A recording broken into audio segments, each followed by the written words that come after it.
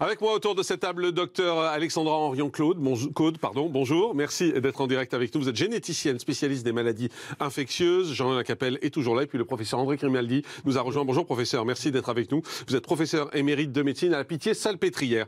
Docteur, je voudrais commencer avec vous puisqu'on parlait du vaccin. Est-ce que ce vaccin est sûr? Ces vaccins d'ailleurs, est-ce qu'ils sont sur 6 Français sur 10 qui n'ont pas confiance? Ça vous inquiète ou c'est normal? Que fait la police? Ça, c'était le débat d'avant. J'aurais dû vous faire venir plus tôt.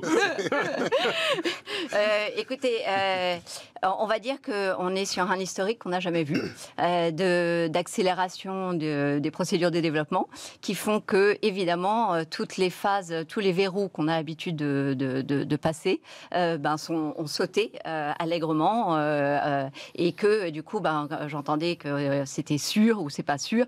Dans la description des essais cliniques telle qu'elle est faite, eh bien, il y a beaucoup de mailles dans lesquelles les poissons de sécurité, comme on dit, passent d'une façon absolument injustififiable.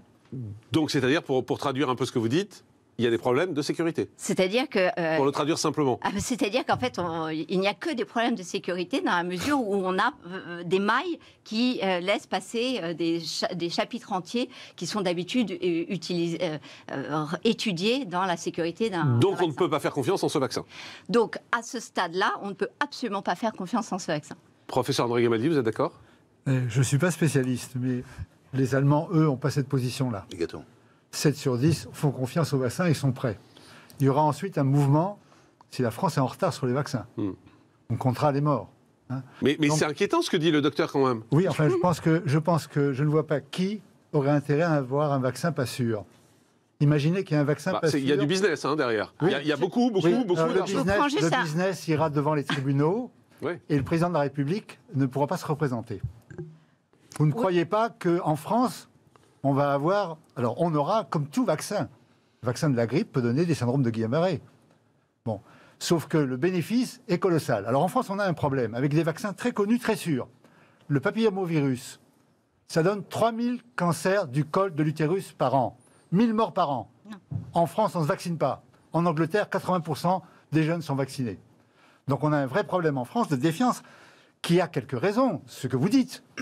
Le business industriel, et pas seulement industriel, rappelez-vous le sang contaminé, fait que la valeur suprême est devenue faire du profit, et pas la santé. Mais quand le docteur Henrion-Claude nous dit il y a des problèmes, il y a des mailles, il y a des trous dans le filet... Et alors, il faut que les gens qui pensent ça... Je vais les illustrer. Disent publiquement et attaquent publiquement. Pharmacocinétique, paramètres non évalués dans l'étude. Pharmacodynamique, paramètres non évalués dans l'étude. Génétique, avec analyse spécifiée, non évaluée dans l'étude. Comment est-ce que vous pouvez envisager que ce ne sont pas des énormes mailles qui font défaut, alors même qu'on est sur un vaccin à base de... Alors, on dit vaccin. Ça, c'est aussi une chose. C'est pas un vaccin. En fait, c'est une façon de le dire. Ça serait, en fait, c'est du génie génétique. C'est une thérapie génique prophylactique. C'est-à-dire que ça devient un peu complexe. Oui, mais en fait, c'est très simple pour vous dire. En fait, on donne tout le temps de l'argent au Téléthon de chaque Français donne chaque année pour faire de la thérapie génique. Ça fait à peu près 30 ans qu'on essaie de développer ces thérapies géniques pour des maladies sévères. Là, on est en train de vous dire qu'on va injecter pour la première fois une information d'acide nucléique, donc information génétique, et que tout va aller très bien. Et d'ailleurs, on ne regarde pas les effets génétiques non évalués dans l'étude. Professeur. Il y a 2 nouveaux vaccins, effectivement, à matériel nucléaire. Donc, alors, ces vaccins sont les 2 premiers. Il y en a plein d'autres, dont AstraZeneca, qui sont des vaccins traditionnels. Donc, il faudra voir dans quelle population. À chaque fois, c'est bénéfice-risque. Vous pouvez dire les vaccins nouveaux, il faut l'utiliser chez les gens à haut risque, à plus de 75 ans. Les vaccins qui sont plus traditionnels, qu'on connaît parfaitement, on les utilisera chez les autres personnes. Donc c'est une stratégie vaccinale. Je suis encore une fois pas épidémiologiste, pas virologue, je vous parle comme médecin. Oui, justement, il y a du bon sens. C'est votre regard qui m'intéresse. Il vous dit, moi, je suis à haut risque, et je me ferai vacciner par ce vaccin. Vous ferez vacciner. Évidemment. Mais ça veut dire que vous n'êtes pas sensible aux arguments qui sont donnés sur ce plateau. Je suis sensible à bénéfice-risque. Et à un certain âge, vous dites, le risque est bien plus grand. Quand vous avez des amis qui sont morts en réanimation... Alors, attendez, sur les jeunes, il faut quand même savoir, il y a 50 000 morts en France, 3 fois plus qu'en Allemagne. On a un bilan qui n'est pas fabuleux dans notre stratégie en dehors de vaccins. 50 000 tout compris. 50 000 tout compris. Oui. Mais dans les 50 000, il y a 500 de moins de 45 ans. Raconter que les jeunes ne risquent rien, s'il y a 10 millions de moins de 40 ans qui attrapent le virus, il y aura très peu de morts, mais il y aura 30 000 personnes en réanimation. Alors, si les jeunes ont envie d'aller en réanimation, allons-y. Donc, la stratégie, pour le moment, on n'a qu'un outil qui est le vaccin. Alors, les vaccins nouveaux, on peut dire, on n'a pas le recul, c'est exact. Donc, on va les garder pour les personnes à haut risque. Les vaccins qui arrivent, AstraZeneca le premier et les autres, qui sont traditionnels, pourront être utilisés pour les personnes qui ont moins de risques. Mais il y a une période de danger. La période de danger, c'est quand vont arriver les vaccins. Comme ils vont arriver progressivement, on risque de dire, ça y est, c'est fini. Et si les vieux sont vaccinés, tout va bien. C'est pas vrai.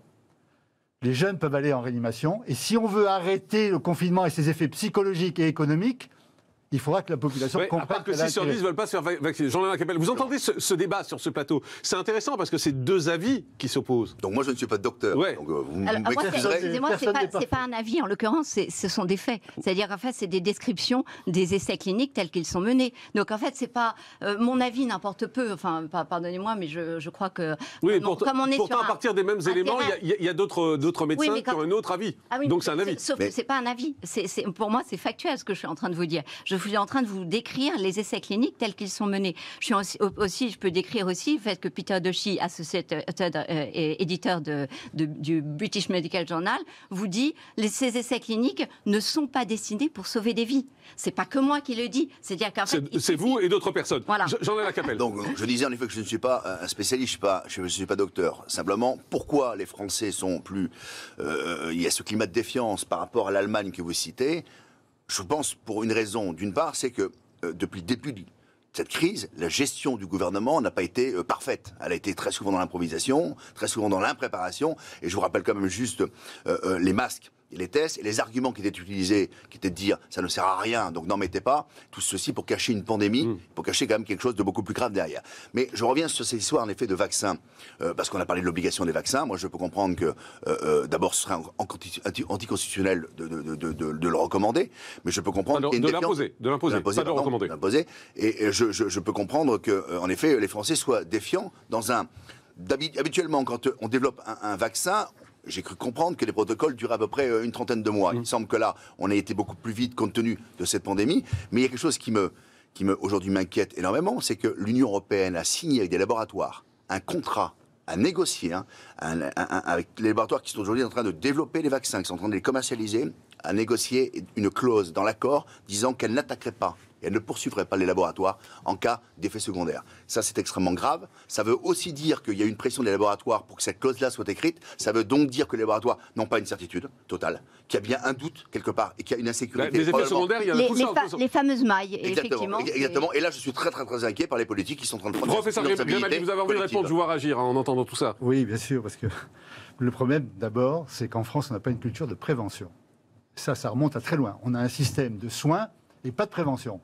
En gros, en septembre, on a dit la deuxième vague arrive. Et là, on est en train d'inquiéter la vitamine D, alors que c'est effectivement une mesure de prévention reconnue par l'Académie de médecine. Donc effectivement, c'est un vrai problème. Je reviens, si je peux parler. Et on a 10 fois plus de morts en taux de létalité actuellement que d'autres pays. Donc on n'a pas une culture de prévention en France, sur tous les sujets. Chaque année, y compris chez les soignants, on ne se vaccine pas contre la grippe.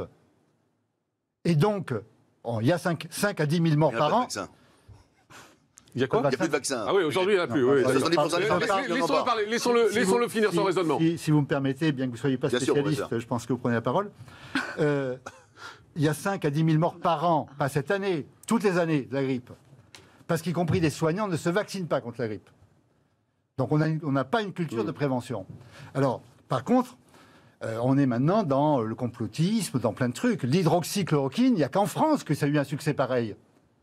Et personne ne dit, les politiques qui sont venus soutenir quelque chose qui est tout à fait un médicament tout à fait inefficace, qui associé à l'azithromycine n'était pas neutre, avec des études qui le montrent, qui le prouvent, mais il n'y a aucun bilan.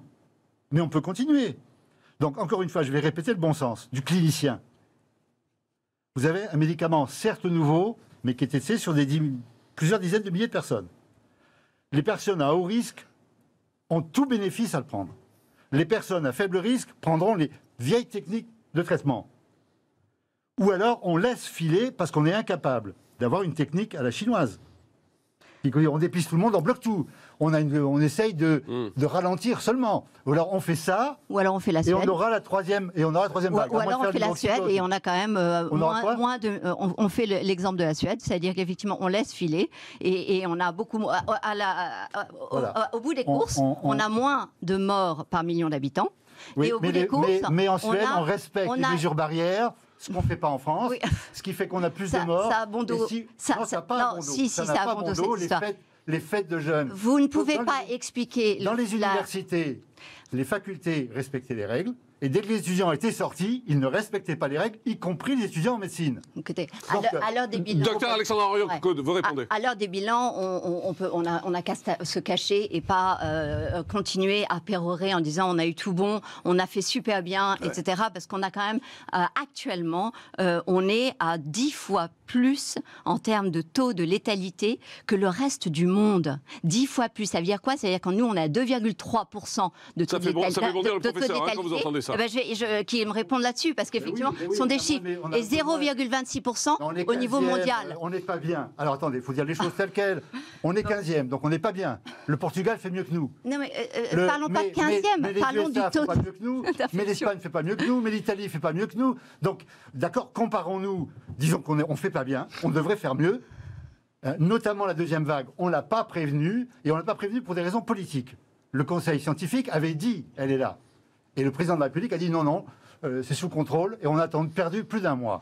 Mais inversement, il ne faut pas raconter. Au-delà des bilans, il y a un vrai problème. Dire qu'on est les plus mauvais. Ouais. La Belgique bat tous les records. Elle fait 2 fois plus que nous.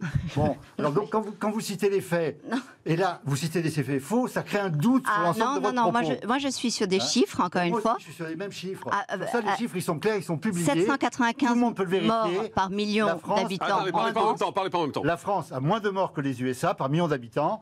Elle a moins que la Belgique, largement. On est moins que l'Italie, donc on est 15e, c'est pas bien. Mais enfin, on n'est pas. Faut pas juste, docteur, un dernier mot sur les vaccins. Est-ce qu'aujourd'hui, quelqu'un qui est âgé, quelqu'un qui est en risque, à haut risque, vous pensez qu'il n'a pas à y gagner en se faisant vacciner? Aucune personne à risque, comme vous dites, avec facteur de comorbidité a été inclus dans ces études. Et les patients âgés n'ont pas été inclus suffisamment, ce qui fait qu'ils sont en train de retoquer leurs propres effets. Donc vous dites c'est faux. Pour dire, mais non. Les résultats sont faussés. Les résultats sont faussés. Eux-mêmes disent, attendez, là on doit avoir un peu plus de temps parce qu'en fait on n'avait pas inséré assez de vieux. C'est vrai ou c'est pas vrai ça, docteur? Alors, professeur, pardon. Le problème des gens âgés, c'est qu'ils ont une immunité plus faible et même dans le vaccin contre la grippe, est moins efficace chez eux. Donc raison de plus pour qu'ils soient vaccinés. Mais est-ce qu'on a testé sur eux? Le docteur dit on n'a pas fait de test chez eux. Je pense qu'il y a des sous-groupes, je n'ai pas regardé dans le détail. Faut regarder. Mais je pense que le rapport bénéfice-risque, enfin, on dirait qu'on a l'impression d'une petite affaire. Alors il va se passer autre chose. Hein. C'est que si la France ne veut pas être vaccinée, ne se vaccine pas. Mais il y a des pays qui diront les Français ne viennent pas chez nous. Ils ne peuvent pas rentrer. Oui. Et on pourra parce que le vaccin risque d'être obligatoire pour entrer dans certains pays. Et on pourra les comprendre. Merci beaucoup. Merci professeur André Grimaldi. Merci docteur Alexandra Henrion-Claude d'avoir été avec nous. Merci Jean-Lin Lacapelle. Merci à tous.